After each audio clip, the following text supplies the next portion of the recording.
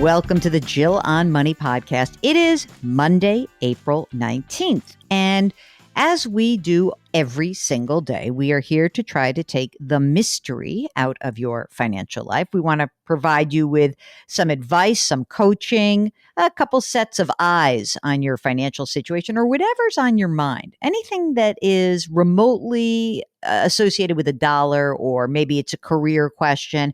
Been getting some interesting questions about that. And also, we want to make sure that you know that Mark and I are both certified financial planners. We're not just people who talk and think about these things willy-nilly. We've been trained as such. I used to be in practice. Mark, I don't know why you even did it, because you're a glutton, because you wanted to study hard. And I mean, I don't know. Anyway, we're both certified financial planners. And so we are very much focused on trying to help you out. If you have a question, all you have to do is send us an email. Ask Jill at jillonmoney.com. And if you are on our website, on the jillonmoney.com website, there's a contact button, and you can just click on that. The most important thing you also can do is to tell us if you would come on the program live. Yeah, it's so much fun. It's like having a first date with somebody, and the stakes are much lower, frankly. But we often will uncover facts about you and your life that don't necessarily come through when you're just typing a question to us. So if you want to come on with us, just let us know. Mark will do the rest. That is what Marie did. Marie is on the line from Washington State. Hello, Marie. How can we help you out today? Thank you so much.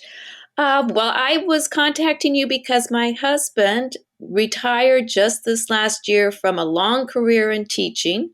And so we are learning how to be retirees financially. So I have many questions, but one had to do with his life insurance policy, flexible premium life insurance policy, that I just don't know that we need to keep. And it's got a cash value of over $21,000. And it's a $100,000 policy because we bought it when we bought our house. We bought our house in 1990 for under $100,000. So that's how much life insurance we have. That's so funny because, oftentimes people will do that. You're younger, right? You say, well, if something happens to me, we want to make sure that we have money to pay off the mortgage, et cetera. Let me ask you a couple of other questions. So you said your husband is a retired teacher. How old is he? 63. And how old are you? 63. Are you working still? No, I have worked before kids, and then once we started having kids, and we have 3, and they're spaced about 4 years apart, that I ended up staying home. And the kids are all launched. They're on their own and ready to rock and roll? The youngest is still doing grad school, but otherwise, yes, they are. Are you paying for grad school, or is youngest paying for his or her own? He's doing it. All right. Yes. In what discipline, may I ask? He wants to go into teaching too. Oh, that's nice. That's great. So as your husband is looking at retirement, I just want to understand what is the source of income? In other words, does he have a pension from being a teacher? Most teachers would. So I assume yes. Yes, and his retirement package was like half and half. So half is the pension, which we've just started drawing from. So that gives him, after taxes, it's just over $2,000 a month. Okay. And then we have another half that is like your 401k. Like a 403B. How much is in there? That has about $680,000. That's great. Good job. That's awesome. What's the plan on Social Security for you guys? Well, we were going to wait for him. When he's 70, it should be about $3,400 per month. This is so far a very good situation, I'm telling you. And then I qualify for Social Security too, so I didn't know when to take it other than at full retirement. But mine would be $670 per month. Well, I guess you can take your own claim on your own record of $670 a month. And then when he goes to his at 70, you'd convert to half of his because that would be a higher amount. That's what I was thinking. Just didn't Yeah. know how the rules go. But yeah. Tell me a little bit about what you guys have in the bank and, sort of an emergency reserve fund. Okay. So we have about 60,000 in cash Mm-hmm. and 28,000 in money market brokerage, CD kind of stuff. And then his retirement, and Mm-hmm. then about 53,000 in my retirement from pre-kids, and then 16,000 in a 403b, and 60,000 in conventional IRA, Okay. 75,000 in Roth IRA. My God, it just doesn't stop. You're doing great. Keep going. Keep going. And then we have a health savings account that has been helping us pay for our health insurance, and that's 23,000. This is really good. I mean, you got a lot of moolah here. And then, of course, we have the 21,000 in cash value from the life insurance policy. That's Uh, right. What do you think is the need in retirement? Like when you look ahead and you're saying, we're 63, things are good. How much money every month do you think is necessary for you guys to live? Well, I've been watching our budget carefully.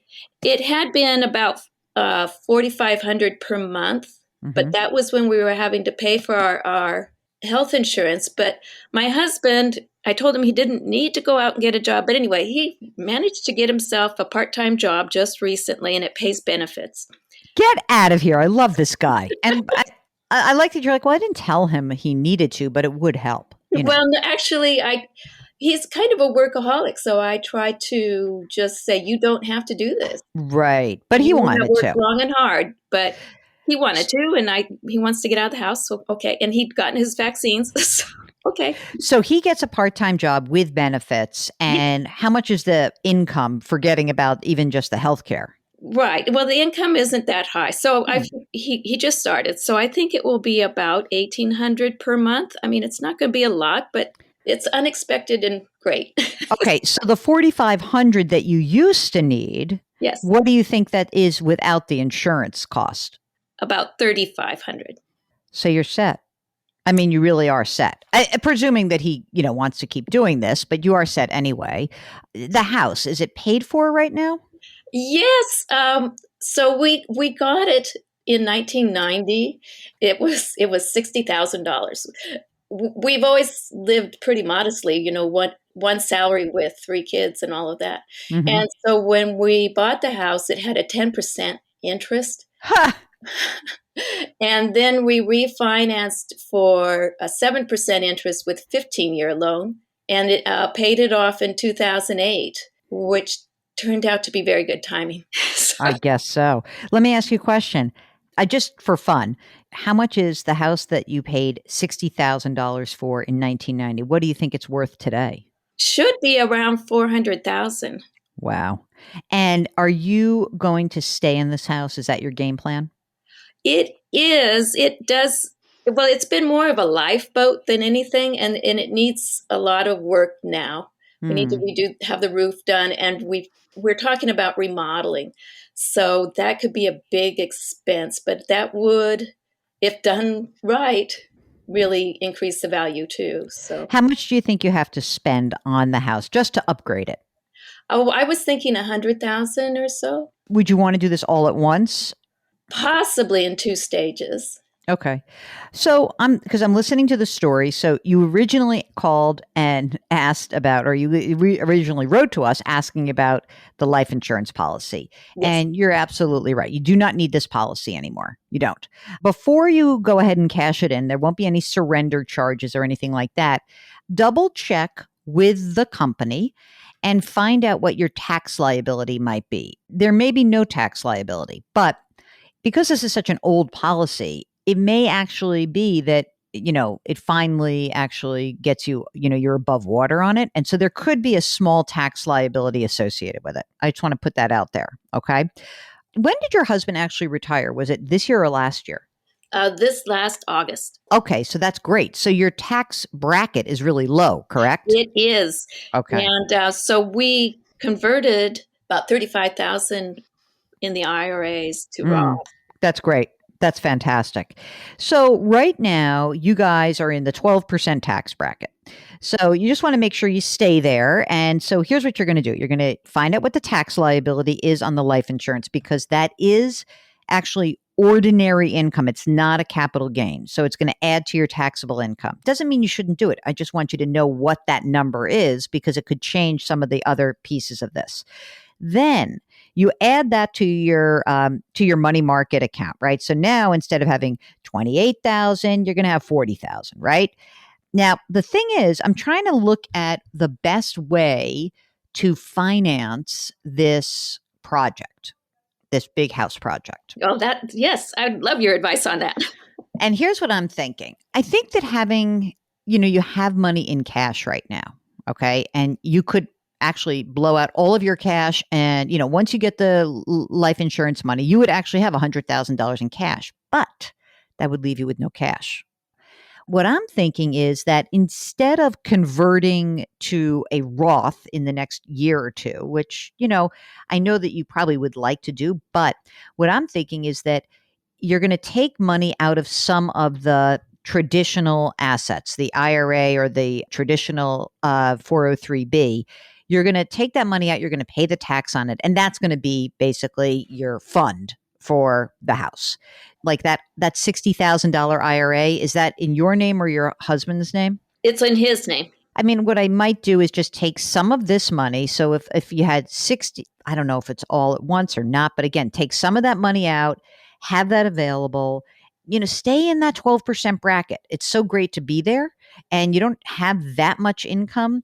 Obviously, the pension is taxable, but I feel like you should be doing this work in the house before you claim your own Social Security benefit, before he starts claiming his Social Security benefit, and while you're still in a low tax bracket. Now, let's just say the contractor's like, hey, you're crazy. You got to do it all at once. You know that you're going to spend $100,000 this year. Then you could swallow that pill and say, well, we'll convert enough to have our 100,000. We'll be in the 22% tax bracket for just one more year. We'll have our house done. And that's that. Because I don't think that it does not make sense for you to not do the work if you really want to stay in this house. You're in great financial condition. The idea that he has this part-time job, I mean, honestly, at least until he's you guys are both at Medicare age, that just to do it for a couple of years is a huge benefit for you.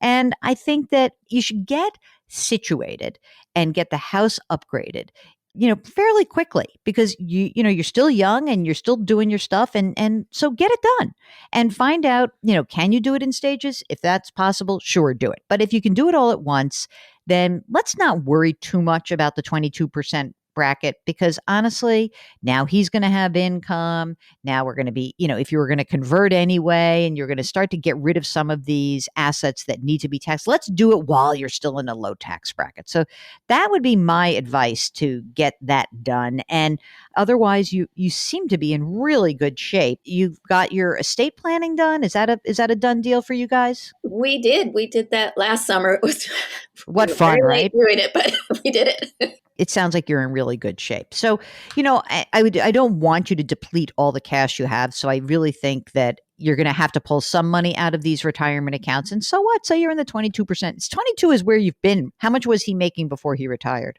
It was only recently he started to make over 60,000. Mm-hmm. So just before he retired, then it was about 80,000. Yeah. So, I mean, look, you guys have done an incredible job. Everyone listening, this is a family that has created all of this wealth based on a mostly $70,000 salary. So, Marie, what's the secret? Really, tell everybody, what's the secret? Oh, well, we've just been very careful. And did you feel like you gave up things? Do you feel like that you didn't do things that you wish you had done? Like, describe kind of how you feel right now being in this position. Well, we do feel quite a sense of accomplishment to have all three kids through college. And yeah, my husband's just astounded that he was able to retire.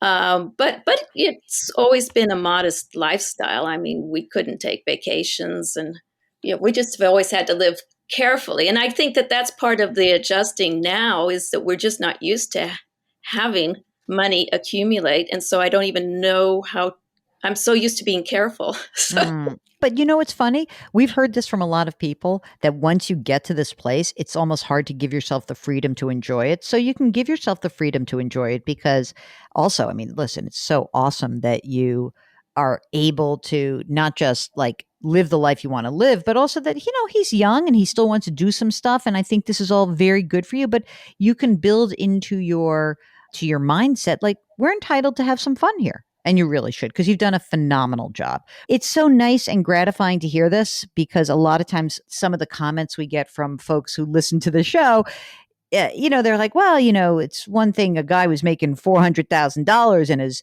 wife was making $600,000. Very easy for them. But this is a different story. And this is a story of you being on top of it and that you guys were able to control yourselves, a little bit of the delayed gratification for a sense of freedom and comfort. I think that the idea of having a comfort level is huge. And it's really, I'm sure that you have a lot of friends. Maybe you guys talk about it, maybe you don't. But I have often said that with teachers have like the best retirement because they're used to working and not making a ton of money. They have pensions, they've put money away themselves, and they tend to be like the happiest retirees that I know. I'm not kidding. Like, and a lot of my friends who were teachers actually do exactly what your husband's doing, which is that they go and do something else. They don't retire, they retire from teaching, but they transition to something else. So I want to congratulate you guys. I think it's awesome. Really, we're very happy you shared the story with us because it really does. It gives other people the hope that they too can do it. And you're an inspiration. So hooray for Marie. Woo! If you want to be a source of inspiration for others, or you want to know how to be like Marie, all we ask is that you send us your questions. Ask Jill at jillonmoney.com.